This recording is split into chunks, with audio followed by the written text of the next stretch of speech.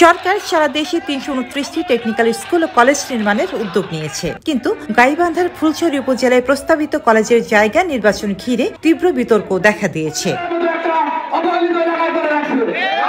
উপজেলা সদরের জনবহুল এলাকা বাদ দিয়ে দূরবর্তী ব্রহ্মপুত্র নদের তীরবর্তী কাতলামারি গ্রামে কলেজ স্থাপনের প্রস্তাব করা হয়েছে।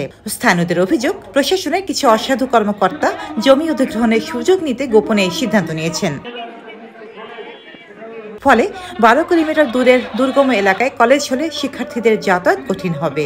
শিক্ষক কর্মচারীরাও সেখানে থাকতে অনাগ্রহী হবেন। স্থানীয়দের আশঙ্কা, এতে সরকারের শিক্ষা সম্প্রসারণের মূল উদ্দেশ্যই ব্যাহত হবে। ৭ সেপ্টেম্বর উপজেলা হেডকোয়ার্টারে মানববন্ধন করে এলাকাবাসী দাবি জানান। ফুলছড়িবাসীর প্রত্যাশা, শিক্ষার্থীদের স্বার্থে শিক্ষা মন্ত্রণালয় বিষয়টি পুনর্বিবেচনা করবে। প্রশ্ন রয়ে যায়, সরকারি কলেজ কি তাহলে নির্মাণ হবে সহজলভ্য স্থানে নাকি দূরবর্তী এলাকায়?